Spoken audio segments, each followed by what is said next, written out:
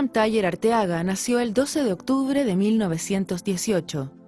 Hijo de Laura Arteaga Ureta, perteneciente a la aristocracia santiaguina, y de Luis Thayer Ojeda, de ancestro anglosajón, perteneciente a la segunda generación de los Thayer chilenos. Estudió en los Padres Franceses de Viña del Mar y luego siguió la carrera de Derecho en Valparaíso. En enero de 1938 se presentó al servicio militar, en donde tuvo como instructor en el regimiento Maipo al teniente Augusto Pinochet Ugarte. Terminó Derecho en la Universidad Católica de Santiago, en donde fue alumno de don Eduardo Frei Montalva. La actividad social de William Thayer empezó en la Acción Católica de Valparaíso y en 1939 en la ANEC, Asociación de Estudiantes Católicos, donde fue secretario general y vicepresidente. Era presidente de la Juventud Católica cuando egresó de la universidad en 1942. Al cabo de unos meses, ingresó a la Falange Nacional, posteriormente Partido Demócrata Cristiano. De este periodo viene su contacto con el mundo sindical, ya que trabajó hasta 1954 en la ASICH. El año 1954 asumió el trabajo de organizar la caja de compensación de ACIMET y 10 años después fue nombrado ministro del Trabajo y Previsión Social por su ex profesor, el presidente Eduardo Frei. En 1968 ocupó brevemente las carteras de Justicia y Educación, pero fue elegido rector de la Universidad Austral, que también lo nombró doctor honoris causa. Debió abandonar este cargo poco después del 11 de septiembre de 1973. En 1974 es miembro del Consejo Ejecutivo UNESCO, en reemplazo de Pablo Neruda, cargo que ocupó durante 10 años. Posteriormente entró a la editorial Andrés Bello, hasta que en 1990 renuncia para entrar al Senado, cargo que ocupó hasta 1998. Ha sido profesor en diversas universidades de Santiago. Tiene innumerables libros publicados en filosofía, política, derecho y trabajo, y ha sido premiado con diversas distinciones chilenas y extranjeras. Don Willy, para mí es un gusto tenerlo en nuestro programa Cita con la Historia. Estamos en la 8ª temporada y bueno, invitarlo a usted era muy importante porque es una persona que ha vivido como testigo y protagonista de muchos acontecimientos de la historia de Chile reciente. Y quiero partir esta conversación preguntándole qué se siente tener a un papá con una calle tan importante de la Comuna de Providencia como es Luis Thayer Ojeda. Para ser franco, una gran satisfacción, ¿eh? Sí, ¿no es cierto? Y mezclada con recuerdos muy gratos.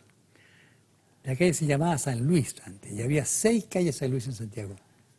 Y cuando murió mi padre, nosotros vivíamos en San Luis 095, un cambio de nombres, y le pusieron a mi padre, a la calle el nombre de mi padre.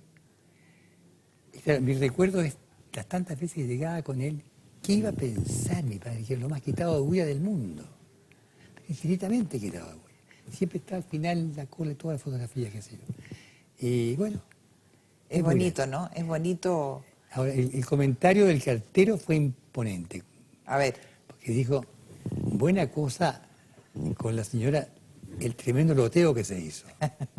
Y yo que todo el terreno de mi padre que había loteado. Que date cuenta el loteo desde Providencia, ¿no es cierto?, hasta desde Pará, más o menos, que estaba la calle. Oiga, don Willy, usted estudió por allá por los años 20, 30, 20, finales de los 20, en los Padres Franceses de Valparaíso. De Viña del Mar. De Viña. Ahí tuvo usted su formación. ¿Cómo recuerda esa etapa que nos aparece tan lejana en el tiempo? Y no le estoy queriendo decir que es viejo, ¿eh? No, tú me has llamado a tiempo, porque yo estoy casi con una cita con la eternidad, ya no con la historia, ¿no es cierto? No, está regio. Pero, mira, mi padre me fue a dejar al colegio. Él era partidario de no poner muy chicos los hijos al colegio. Ajá. Así que yo entré al colegio a primera preparatoria, pero no estuve en kindergarten ni en curso elemental, que se llamaba antes. Y me acuerdo que me fue a dejar mi papá al colegio Padres Franceses. Estaba Lo acaban de demoler el edificio. Sí. En uno norte, esquina 1 poniente. Ajá. Y mi padre me dijo una sola cosa cuando entramos. Me dijo, el lema del escudo de la familia es always ahead. Siempre a la cabeza, siempre adelante. Así que usted tiene que ser el primero del curso. Un manso desafío, tan chiquitito. Y yo lo tomé como una cosa absolutamente obligada. Al pie de la letra. Al pie de la letra. Me costó muchísimo no hacerlo, pero en fin, Pero fue el primero del curso. lo pude hacer, sí. Y después se vino a Santiago a estudiar, empezó estudiando Derecho en los mismos países franceses en A esa ver, en época. realidad, para ser exacto, yo estudié las preparatorias en los padres franceses y me tocó el periodo ese de año 31-32, la gran crisis que hubo aquí. Ah, le tocó la crisis el 31, 29, con su efecto el 31-32. Y entonces ocurre que yo creo que fue por eso que me pasaron a mí al Liceo de Viña del Mar. Ajá. Y yo estudié entonces el Liceo de Viña. Es decir, un problema de plata, digamos. Sí, yo creo que fue por así, sí. No, no me echaron por chuzo, ni por ladrón, ni por quedarme por estafa al fisco tampoco. Pero tuve que irme, pero esta experiencia de tener 4 años de enseñanza en un colegio particular, pagado religioso, ¿no es cierto?, y los restantes humanidades en un liceo fiscal de provincia. Viña del Mar no era una gran ciudad entonces. Le da una visión. Sí, da una visión distinta. Por ejemplo, ¿qué te voy a decir? Cuando a los, no sé, 15 días tal vez, de haber cambiado de colegio, llegó a dejarnos a la casa el pedido de la carne. Ajá. Uno de mis compañeros de curso, el burro Cancino, y yo me escondí. Me dio como vergüenza, como cosa complicada, ves tú, que él me trajera a mi casa un pedido de la carne. Este sentido igualador del colegio, yo creo que no se ha aprovechado bien. Y me salto etapas, pero lo digo al pasar. Cuando se creó la jornada extendida, ahora recién en la educación, en la enseñanza. educación, yo le dije a todos los ministros, incluyendo a Sergio Molina, ¿por qué no aprovechan este tiempo de extensión de la jornada sustancialmente en que los alumnos no tengan tareas para la casa? Claro, y que puedan aprovechar en el colegio Sí, el máximo. porque el colegio es el mismo, Sí. y la casa es muy distinta. Sí, está claro. Es de la gran casa hasta la no casa. Sí. Oiga, don Willy, ¿quiere decir que usted vivenció de alguna manera la sublevación de la escuadra el año 31? Sí. ¿Tiene recuerdos de eso? A ver, estaba alojado en la casa Jorge Bernales, uno de los 4 guasos. Sí. Alojada siempre en la casa. Y la casa nuestra, entonces, ese año, era una casa antigua, en Avenida Libertad, al llegar a 6 Norte, que tenía como 3 pisos. El tercer piso, una especie de esas casas con buhardilla, y de ahí se veía el mar. Y me acuerdo que Jorge me dijo, oye, algo está pasando, hay unos barcos que se han movido por ahí. Y entonces nos inquietamos de qué estaba pasando. Y estaba pasando nada menos que la sublevación de la escuadra. ¿Sí? Así que imagínese de esos tiempos, ¿no? Sí. ¿Y qué pasó después cuando en el año 38 hay otro acontecimiento que también debe haber usted vivido cerca, que fue la matanza del Seguro Obrero? Sí, eso me afectó. Eso en el 38, ya usted como abogado ya se había recibido en la Universidad Católica. No, yo no me había recibido todavía. Nosotros volvimos a Santiago el 39, estudié 2 años en Valparaíso, pero en aquella época se votaba a los 21 años, pero yo fue la primera vez que tuve una intervención política, Ajá. porque fui apoderado de mesa en una elección senatorial, que era paralela a la presidencial, elección de Rocha y Cerda. Mi padre fue candidato a senador por Valparaíso por la NAP, la Nueva Acción Pública. Ajá. Salió coleago. Pero él se preocupó de sacar a otras personas. Pero yo me acuerdo de esa elección, no había cédula única. No, pues. Y entonces era todo el impacto en que el cohecho, que era muy activo, se controlaba con los tipos de letra de las cédulas.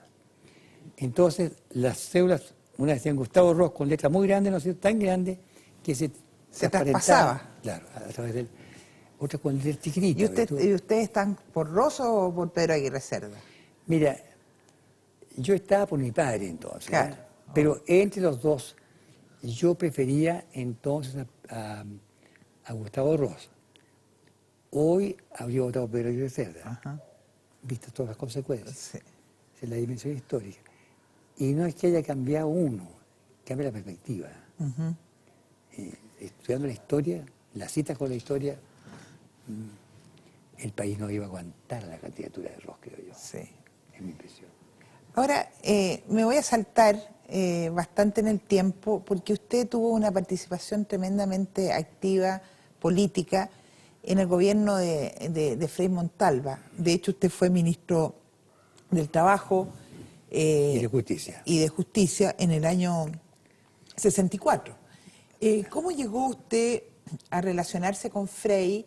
Usted había participado en la Falange, entró al partido en el año 42, tengo entendido. Sí. ¿Cómo fue esa relación con Frei que le permite en un momento determinado ser su ministro en un ministerio bastante importante para el gobierno en general? Yo diría que la relación fue muy simple, porque yo siempre estaba dando botes cerca, pues el librito pío que tú conoces, ¿no es cierto? Se llama Segunda Fila. Yo viví en Viña del Mar, al lado de Salvador Allende. Me tocó servicio militar con Augusto Pinochet Ugarte como teniente instructor.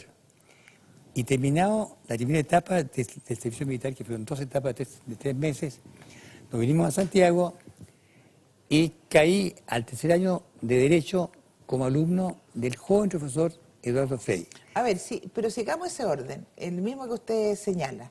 Vecino de Allende, ¿lo conoció de veras? ¿Pudo contactarse con él? Lo conocí de trato personal entonces, no, sí a la familia. Ujú.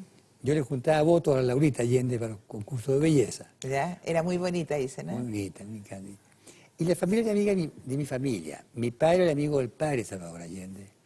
Mi mamá había sido compañera de colegio en el Santiago College con la mamá de Allende. La Laurita Allende era amiga de mis hermanas mayores. Para mí el Chicho Allende era un estudiante de medicina que lo veía pasearse en el jardín del lado preparando sus exámenes. Ajá. Y de repente entró al servicio militar y lo veía de milico, Ajá. el Chicho, muy cotizado por la chiquilla de Viña del Mar. Pero no tuve mayor contacto con él, no obstante que con quien fue de alguna manera su padre espiritual, que fue Eugenio Mate Hurtado, sí que tuvo mucho contacto. Ajá. Porque Eugenio Mate Hurtado alojaba en mi casa. Era íntimo amigo de mi padrino, Claudio Treque Infante, y amigo de la familia por X razón.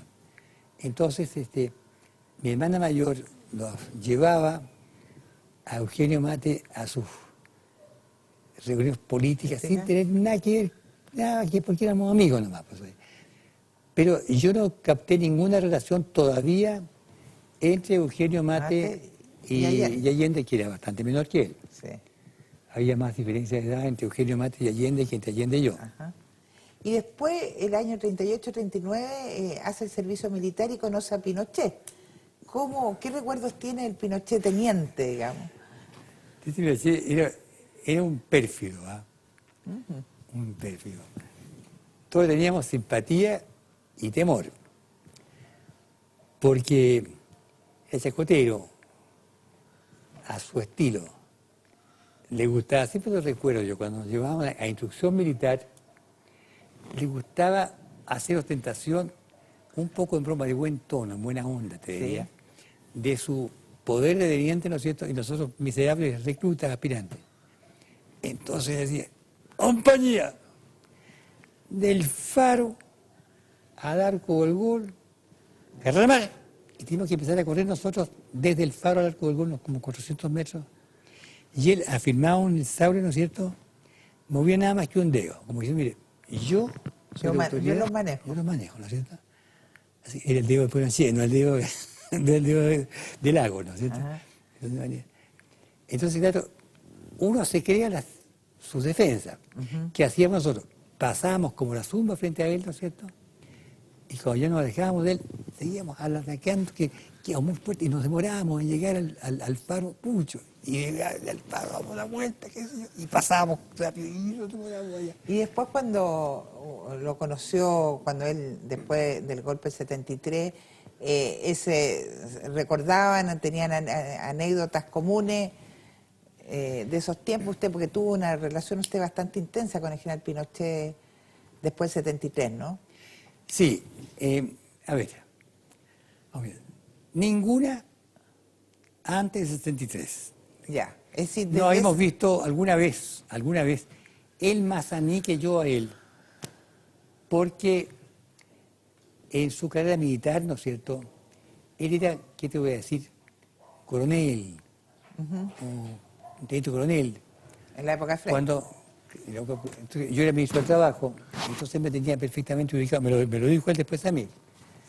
Y yo alguna vez recuerdo haberlo visto en reuniones de los exalumnos de los padres franceses. Y además que, como Viña del Mar y Valparaíso, sí que nos conocíamos. Porque él le echaba el ojo su poquito a una de las hijas de Fernando Durán, que fue director de Mercurio. Claro. Y fue embajador en París, el tipo que estaba en la UNESCO. Y él mismo me recordaba, después hacíamos broma de estas cosas. Y estudió en los padres franceses de Valparaíso también. Él, claro. Él también, así Entonces, que... como yo estudié 2 años en el curso de Leyes de los Sagrados Corazones, curso de Leyes de los Sagrados Corazones, Sí. ¿no es cierto? Así que yo volví un poco a los padres franceses, aunque había entrado en la unidad del curso de Leyes, pero volví a ver a toda esta gente de los padres franceses, que ya venían, el almirante Merino, y era un curso más Que también allá. venía, claro. Ahora, Allende vecino, Pinochet su teniente cuando hizo el servicio militar, y por otra parte Frey, que fue su profesor en la Escuela de Derecho. Era creo que iba a ser el segundo año, tal vez, el primero o segundo año que él hacía clase. No era un gran De profesor. Derecho al Trabajo. Derecho al Trabajo, sí. Claro. No era un gran profesor. No era un gran... No, era un gran líder ya. Era el líder más importante de la juventud en ese momento. Yo lo había visto antes a él, un poco a la distancia, cuando yo estaba en la Acción Católica. Vine de Valparaíso como dirigente de Acción Católica diocesana a un congreso, algo así, en la Universidad Católica. Y entonces, en ese congreso debía hablar Frey. Y eso fue el año 38. Imagínese.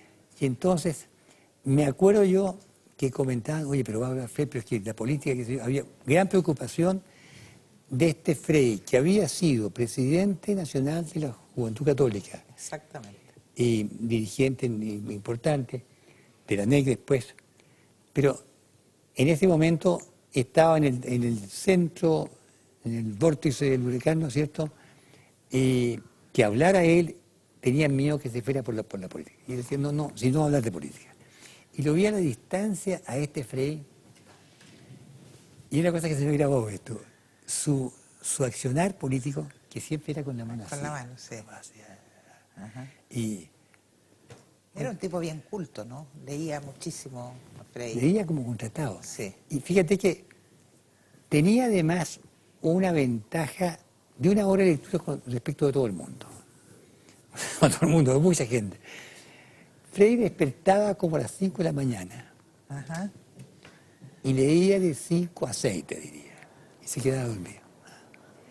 Y entonces, yo me acuerdo de haberlo acompañado a comprar unos anteojos de esos que te toman de la nariz, ¿no es cierto? Aquí, para que no quedarse, al quedarse dormido, los anteojos quedaran Claro. tomados con un cordoncito, ¿no es cierto? Pero sin mayor, no sacárselos de las orejas, ¿no es cierto?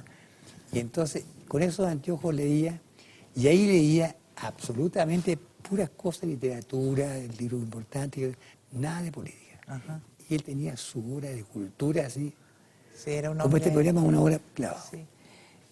Ustedes vivieron en esas épocas, 38, 39, bueno, el fin de la Guerra Civil Española, y tiene que haber impactado mucho a la Falange Nacional, digamos, el movimiento que después formaría la democracia cristiana en el 58. De hecho, el nombre Falange Nacional del antecedente del Partido Demócrata Cristiano viene de la Falange española. Mira, yo creo que mentiría quien dijera que no tiene nada que ver. Ya. Y mentiría quien dijera, mira, si es una copia. Influyó. Ajá. Y es natural que influyera. ¿Y por qué influyó? Yo creo que influyó en gran medida porque el año exactamente en 1933, a fines, fueron Manuel Garretón y Frei A Europa. a Europa. Debían haber ido a no sé qué, tal vez a Brasil, pero por algún problema que hubo interno acá en América Latina, el Congreso se trasladó a Roma. Sí. Y entonces fueron ambos a Roma y brillaron allá, acompañados con don Oscar Larsson. Oscar Larsson. Que Y fue estaba Gabriel Valdés allá. Seguramente. Cuando Sí, chico, sí. sí. Ahora, ellos, especialmente Garretón, quedaron bien impresionados con el líder Mussolini. Porque Mussolini, veamos las cosas como son, aún no había mostrado toda la fase dura del fascismo, que era una especie de fuerza opuesta al socialismo y al capitalismo de base gremial, ¿no es cierto? Y popular. Y popular, ¿no es cierto? Entonces les atraía y enseguida exitosa, con sentido popular, les impresionaba. Tenía con la Iglesia muy buena relación, no parejamente buena, Sí.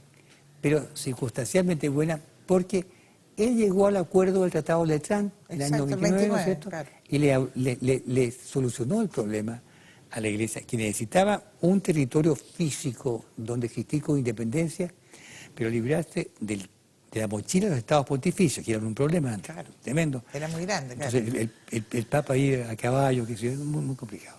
En cambio, con su medio kilómetro cuadrado ahí, y amparado por Italia, cuyo gobierno lo respaldaba en lo internacional, se llegó a una buena fórmula. Entonces, el fascismo tenía su prestigio en la Iglesia. Además que... Y su influencia, entonces, Su en influencia. algunos partidos o movimientos chilenos. Esta influencia, y esto te lo voy a... No sé si... Creo que no se ha destacado lo suficiente. Aquí probablemente sí, tú lo debes saber, ¿no es cierto? Pero el Papa Pío XI, al publicar 40º Ano, tenía que considerar que también era obispo de Roma, y en Roma estaba Mussolini, y Mussolini el fascismo. Y él no podía dejar de pegar unos coscachos al fascismo, ¿no es cierto? Pero no quería golpearlo mucho por no crear un problema entre la Iglesia y el país que está respaldando Exacto. la Ciudad del Vaticano. Entonces, en 40º Ano, cuando trata del fascismo, el Papa Pío XI, trata, no creo que sea muy suave. Algunos dicen que.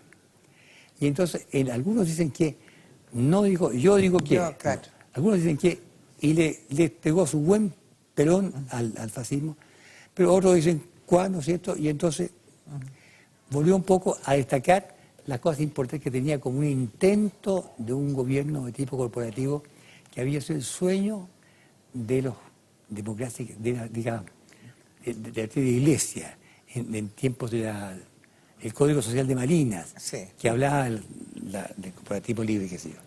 Entonces, Pero Frei quedó impactado por ese viaje y de alguna manera... quedó impactado, sí. Ah. Pero cuidado, que aquí hay una cosa que tiene alcance histórico y no se ha pensado bien. Al mes y medio de publicarse el 40º año, El año 31. vino, el 31, vino un mes después de publicado, el fascismo irrumpió en la sede de la Acción Católica Universitaria y barrió con las cúpulas de la Acción Católica Universitaria. Y entonces de adentro del Papa Pío XI salió el italiano Achille Ratti, ¿no es cierto? Y lo fulminó en la crítica que se llamó Non abbiamo bisogno, no teníamos necesidad. Y le dijo al fascismo todo lo que no le había dicho en 40º año. Pero esta otra encíclica se mantuvo, el fascismo la ocultó, no se conoció. Mira, y te digo, toda la generación de Frei, y la que me lo dio a mí, no la conocía. Y si tú haces la experiencia, probablemente decidió que hay un ejemplar. Que creo que lo conseguí yo. Lo conseguí yo cuando estaba allá. Porque nadie la conocía.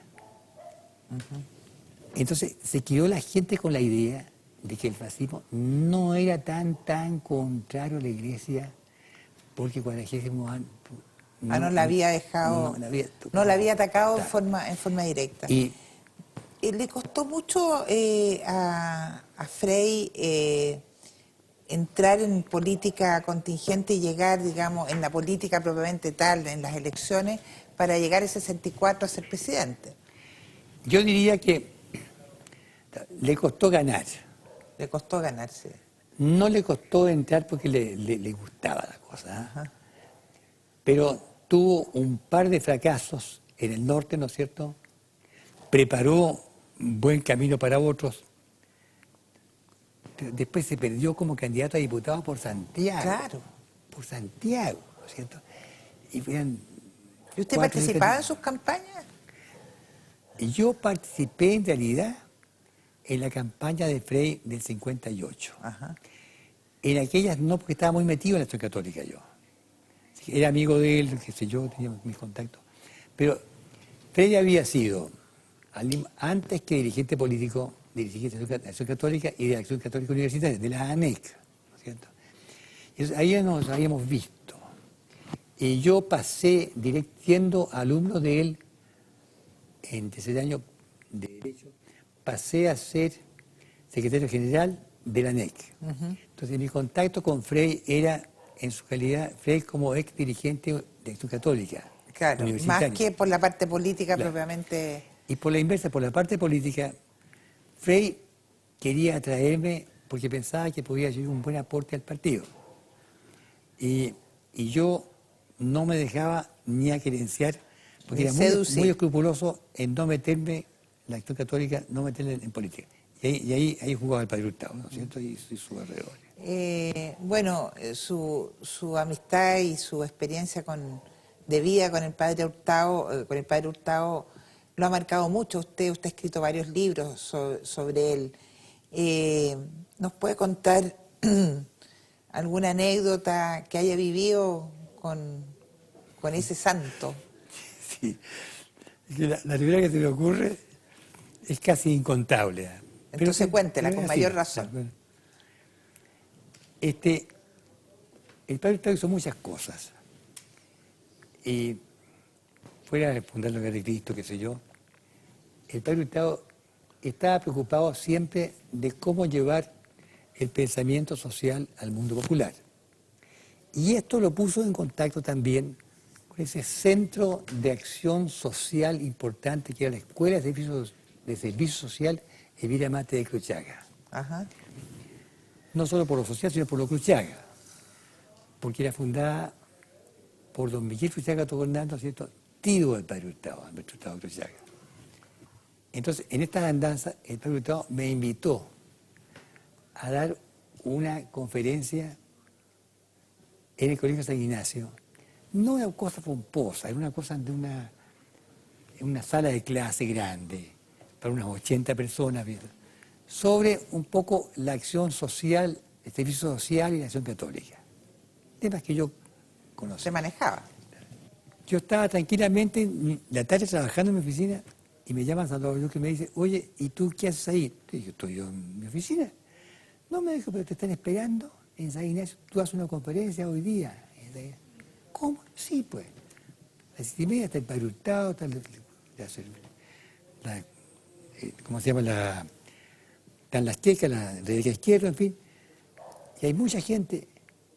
Y me voy a tiro para allá y dije, y partí yo de mi oficina, Agustina, aquí en Tatino, a San Ignacio. Corriendo. Pero muy apurado. Y cuando iba frente al Hotel Carrera, más o menos, dije, bueno, ¿y sobre qué es la conferencia? Y realmente no sabía sobre qué era la conferencia. Y lo que es peor, el público sí que sabía sobre qué era. Entonces, yo llegué allá, y bueno, ahí le preguntaría a alguien, y no pude preguntar a nadie. Porque Salvador Yuque, que presidía, digo, llegó el orador, qué sé yo, pinta, ya llevan 20 minutos esperando. Así que ustedes lo conocen, quiero voy a presentar con ustedes don William Thayer. Y yo En blanco, ¿no? en blanco, más que en blanco, ¿no es cierto? En esa especie en negro, porque no tenía que apuntarle a una cosa que no sabía qué era. Entonces empecé saludando al público. Querido Padre Hurtado, señor Enrique Izquierdo, director de la Escuela Vira Mate de Cruchaga, con todos sus nombres Para alargar el... y se me acabó el público, pues oye, y yo decía, o tierra trágame, o Señor ilumíname. Y entonces hay una frase del Evangelio en que dice, cuando tengas que hablar, no te preocupes mucho porque ahí te será inspirado. Es decir, yo le cobraba la palabra. Lo que no hacía era pedir al Padre Hurtado un milagrito porque aún no era santo. Entonces, sentí ese momento que tú el desastre absoluto. Pues, ¿cómo le decía al público? Mire, ¿Pero y se le ocurrió algo? ¿De qué habló? Se me ocurrió cosas muy inteligentes, pero lo digo así porque no se me ocurrió a mí, bajó, es la ciencia infusa. Le dije, cada vez que se anuncia una conferencia, se cree que hay un hombre docto, de un Letrado. tema, que le explica a un público ignaro de qué se trata, ¿no es cierto? Entonces el público ignaro va a aprender. Yo tengo otra teoría, la cosa no es así. La gente que va a una conferencia es porque conoce algo del tema y tiene su idea sobre el tema y va a comparar su conferencia empieza con la del orador. Y se lo voy a demostrar. Le dije, tú le dije, entonces le dije, ¿qué pienso del tema que nos reúne hoy día? Entonces se paró un señor en primera fila aterrado, porque todo era Bueno, pero ahí fue capaz de darle el tema. Y con una pregunta y otra, al quinto interrogado ya sabía el tema, sabía aspectos del tema y me construyó. En esta relación con Frei, con la Acción Católica, con la Falange, lo fue, digamos, de alguna u otra manera vinculando para llegar el 64 a lo que habíamos conversado antes, ir a ser ministro. ¿Cómo fue su nombramiento? ¿Usted lo esperaba? Para serte bien franco, sabía que había un debate muy serio en torno a mí. Las cosas como son. En aquel momento, yo dentro del partido, porque estoy ya desde el 57, ¿no es cierto?, tenía una fama bien o mal ganada, la tenía como persona que sabía las cosas del trabajo. Ajá. Había sido psiquiatra con el Estado, trabajador del cobre, y no había sector que no hubiera correspondido atenderlo. Entonces era un poco el consultor de Frei y de muchas otras personas en el ámbito. En este ámbito. Pero ocurre que al Padre Hurtado le aprendí yo, y fue al Padre Hurtado le aprendí yo, la importancia de la libertad sindical.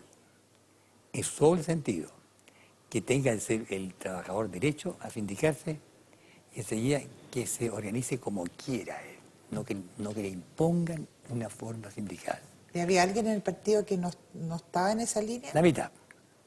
La mitad del partido, el 100% estaba de acuerdo que del derecho a sindicarse, pero la mitad del partido pensaba que el sindicato debía ser único, obligatorio y de empresa. Y entonces, que era la tesis que defendía el Teodorio Bres, y yo defendía la tesis del sindicalismo libre, la que hoy día nadie discute. Pero entonces, Era una seguíamos cosa- al padre Hurtado unos 4 gatos nomás, pues. ¿Y Entonces, Frey y es- equilibró la cosa para su lado? Frey estaba convencido que yo iba a ser un buen ministro de Trabajo. En este tema no se quería meter mucho en cuanto a un tema que dividía el partido, Claro. porque la importancia es que el partido estuviera muy unido y como se repite la historia, la prioridad de la unidad del partido frente a otros objetivos. ¿Ah? Entonces, Frey mantuvo según me decía Alfredo Ristaglia, que en paz descanse, Frey tenía claro que me iba a nombrar a mí. Pero cubiloteó por todos lados. Inventó la candidatura para ministro de Trabajo de Gabriel Valdés. Y Gabriel Valdés, más humilde que nunca, decía que él no sabía estas cosas, el que debía ser ministro de Trabajo debía ser yo. Pero Gabriel sabía que si yo era ministro de Trabajo, Él iba a ser de Relaciones Exteriores. y entonces él quería... Lo apoyó. Entonces él apoyaba mucho y triunfó. Yo fui ministro de Trabajo de los últimos nombrados, ¿no es cierto? Y Valdés fue canciller. El proceso de reforma agraria usted lo vivió desde el interior del gobierno. Se lo he preguntado a otros entrevistados, ¿hasta qué punto esta reforma agraria tenía un objetivo político o un objetivo económico? Usted que estaba ahí en las discusiones de gabinete. La reforma agraria partió primero por Alessandri, no por nosotros. ¿Ah? Partió por una presión De la muy Alianza fuerte Progreso. del gobierno de Kennedy, ¿no es cierto? Y que de alguna manera forzó a que Jorge Alessandri sacara su reforma agraria. Con los radicales, claro. Con los radicales. Bueno, la democracia cristiana, por un lado, y Frey por otro, ¿no es cierto? No se iban a quedar atrás respecto de la reforma agraria más limitada de Jorge Alessandri. Obvio. Pero además estaban convencidos, bien de fondo y con razón, creo yo, que había que hacer una reforma agraria. Esto es, pasar un sistema muy, muy tradicional, el latifundio, qué sé yo, etcétera, a un sistema de De propiedad. las 80 hectáreas. Frey la concibió así, la encargó a sus técnicos, pero los técnicos estaba Jackson Scholl y la tesis de Scholl y su grupo era la otra, la reforma agraria rápida, drástica y masiva, ¿no es cierto? Y las cosas como son, hay que ser muy sincero. Frey no pudo nunca armonizar esta doble tendencia Al interior de del llevar partido. la reforma agraria, ¿no es cierto?, en un sentido Más revolucionario, ¿no es cierto? Sin embargo, la ley quedó, no era la ley el problema, era la consigna. En la ley había un problema grave, a mi juicio, y son las soledades que yo tengo con mi querida Patricia, ¿no es cierto? Porque de lo que te digo, seguramente nadie se acuerda. Había un articulito que decía que producido un conflicto social en cualquier predio, tenía derecho el gobierno a intervenir, ¿no es cierto? Y junto con su intervención podía quitar el arbitraje obligatorio. La cosa era muy simple, era cuestión de provocar un conflicto, porque no se distinguía si era conflicto legal o ilegal. Y entonces, Pero había conciencia al interior del gobierno que se estaba radicalizando la DC, se estaba produciendo también un desgaje. Oí a alguien que por aquí cerca habían dado hace poco tiempo don Sergio Molina. Y yo estaba dentro del gobierno de Frey. Estaba una vez con Sergio Molina y con Domingo Santamaría, que era ministro de Economía. Ministro de Economía, claro. Sergio de Hacienda, ¿no es cierto? Y Frey nos llamó, no porque fuéramos los discípulos privilegiados, no, estábamos ahí juntos, de hecho estábamos cerca. Miren lo que me acaba de mandar su renuncia. Entonces yo le dije, presidente, acéptela al tiro. Santa María me dijo, nunca. Sergio Molina, el recuerdo que tengo yo, no dijo nada, porque entre estas posturas demasiado extremas. era muy complicado. Y no le dio no renunció, Chancho. No. Y lo demás fue una cita con la historia que tú la conoces mejor que yo, pero había conciencia de eso. Ahora, había además de conciencia de eso, había un problema. El ministro de Agronomía, de Agricultura, Era Sergio Moreno. era Rivelli. Hugo Rivelli, cuñadísimo de Patricio Aylwin. Entonces, la influencia de Patricio Aylwin, muy amigo de Frei, candidato santo tapado de Frei para sucederlo a él, ¿no es cierto? Y encima de ser cuñado, vivían al lado. Todavía hoy, bueno, Hugo murió, pero las casas están contiguas, ¿no es cierto? Entonces, la filtración era muy fuerte. Y entonces Patricio, que partía de la base que Hugo era el que sabía de agronomía, él respaldó con su peso político, ¿no es cierto?, la reforma agraria del equipo que formaban Rivelli, Moreno y Chonchol, que eran las tres personas divinas, pero la tercera persona era la primera, que era Jackson Chol. Ahora, usted acaba de decir que Patricio Aylwin de alguna manera era como el candidato tapado de Frei, pero resulta que cuando termina el gobierno de Frei aparece como de la nada o de siempre la candidatura de Radomiro Tomic, a pesar que tengo entendido que Frei prefería a un Juan de Dios Carmona o a un Edmundo Pérez Ujovic. No sabía que Patricio Aylwin estaba también dentro de los posibles candidatos presidenciales. No, es que no era, creo, exactamente así. Patricio no estaba entre los candidatos presidenciales, estaba entre los candidatos a suceder a Frei en algún momento. Era como el... Y lo tengo. Sí. También era algo menor.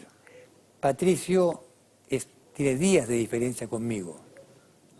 Éramos de la segunda jornada, ¿no es cierto?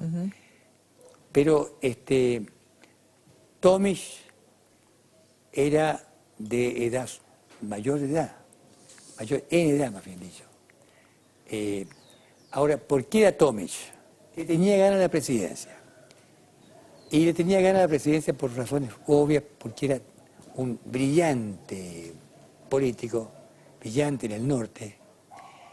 Y cuando con una oratoria maravillosa. Maravillosa. Y cuando vino el Congreso Mundial de la Democracia Cristiana, entonces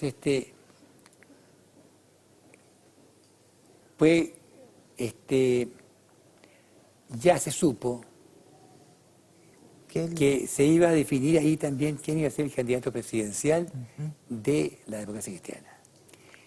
En presencia y en contacto, en el ambiente de ese congreso, ¿no es cierto?, se llegó a una solución de que Tomic se retiraba de la opción y se elegía sin discusión a Frei como candidato a la democracia cristiana, ¿no es cierto? Y así fue.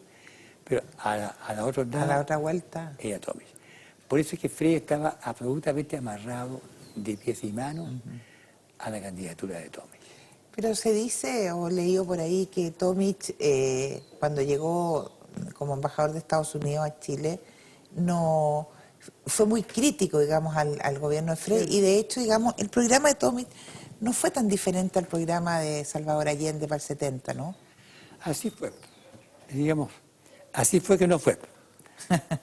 No fue muy diferente de Salvador Allende, se entendieron con Allende.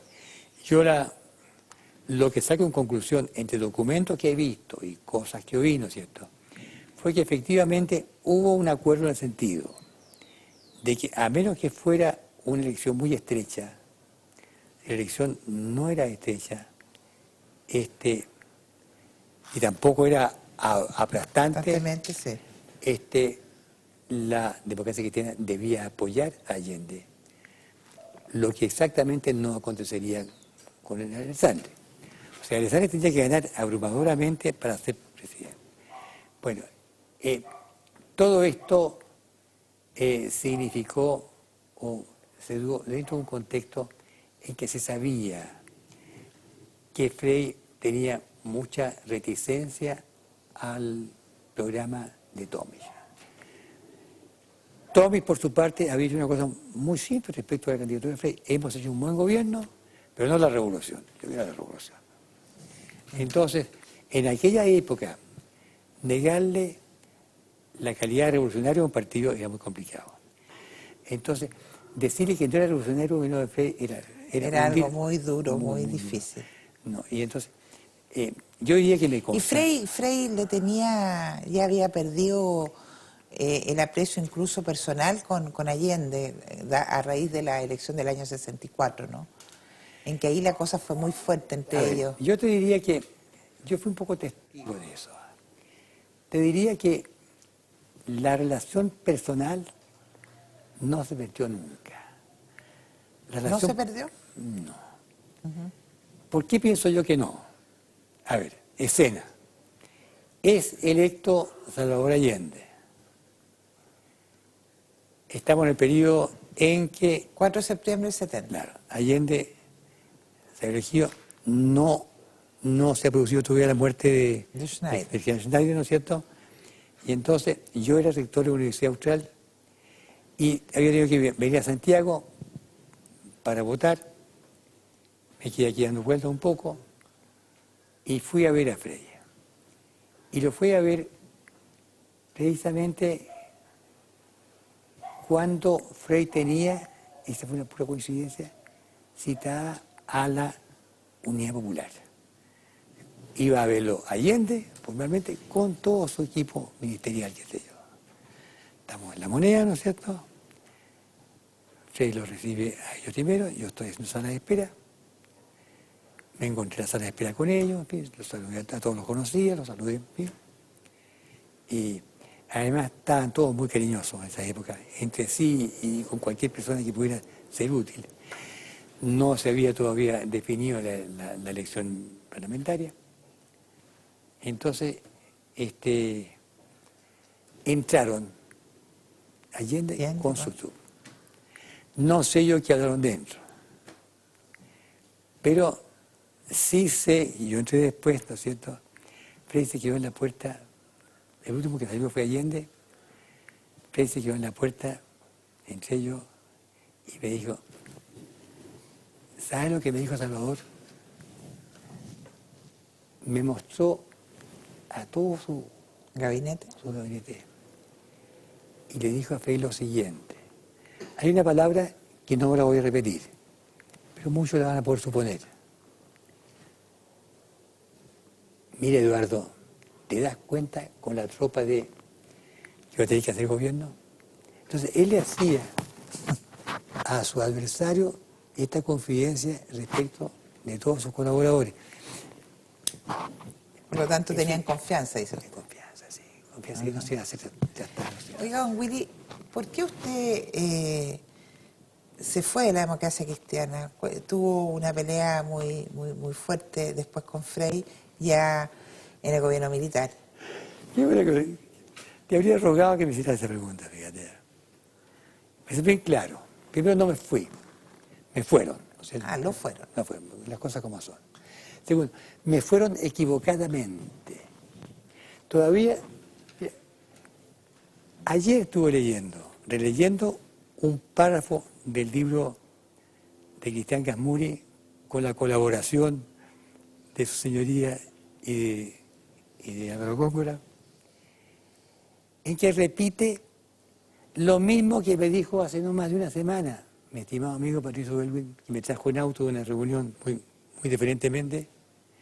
Después se lo pregunté a él. Le dije, Patricio, ¿por qué tú dices en uno de tus libros que yo fui embajador en la UNESCO? Me dijo, pero usted no lo fuiste. Nunca lo fui, jamás. ¿Y de dónde lo saqué? ¿De dónde lo saqué? Me dijo.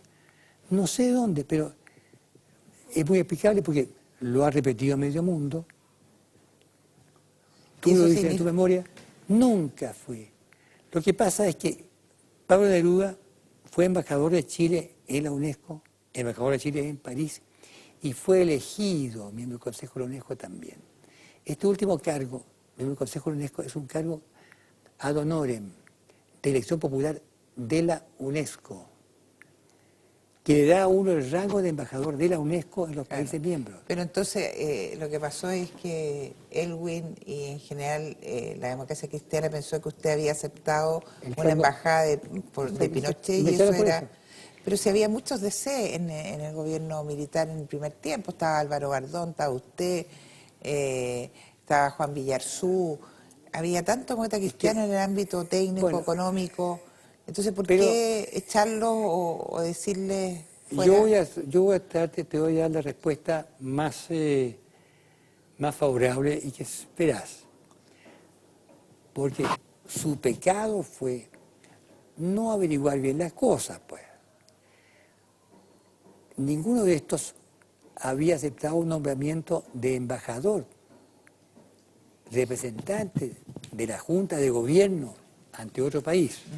Eso está especialmente prohibido y tú podías inventar. Carmona, Juanito fue embajador en España, ¿no es cierto? Sí, claro.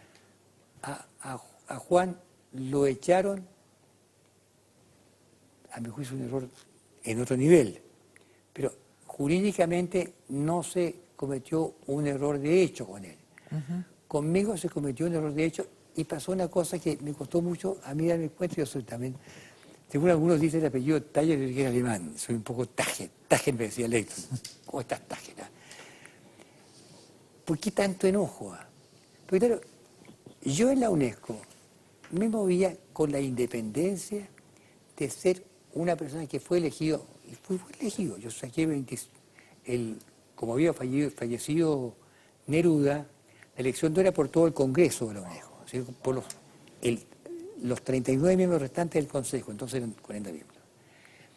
Yo saqué 25 votos, toda América Latina, salvo Cuba, Europa. Pero no fue entendido así por...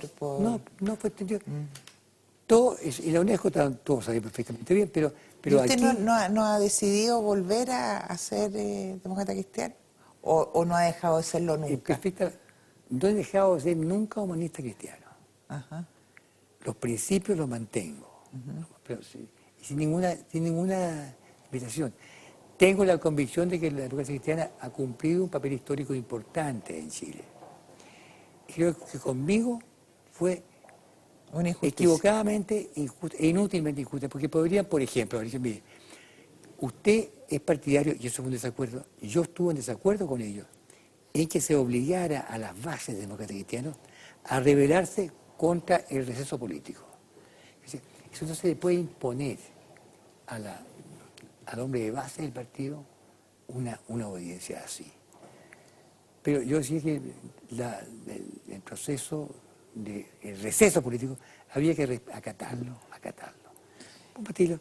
Pero el hecho de que después usted haya sido senador institucional no dejó ya las cosas bastante claras para ese sector de la democracia cristiana y ya lo puso en un sector más pro-pinochetista. Lo que pasa es que en ese momento yo ya no era demócrata cristiano, sino que ya había sido echado al partido. Sí.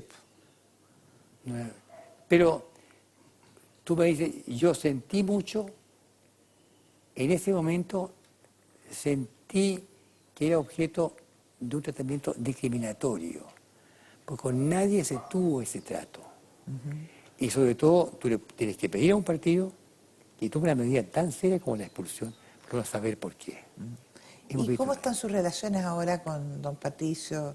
Muy buenas. Es decir, todo eso ya... Patricio ha sido muy diferente conmigo, nos vemos con frecuencia además en la calle. Él se expresa en ese libro en que él lamenta mucho que yo haya dejado el partido por haber aceptado la embajada de la UNESCO, pero que yo he sido una persona muy diferente siempre con ellos y ha mantenido la amistad. Y yo noté, por algunas circunstancias, que no lo estoy bien. Hará unos 3 o 4 años que ya yo no estoy en conflicto con los demócratas cristianos.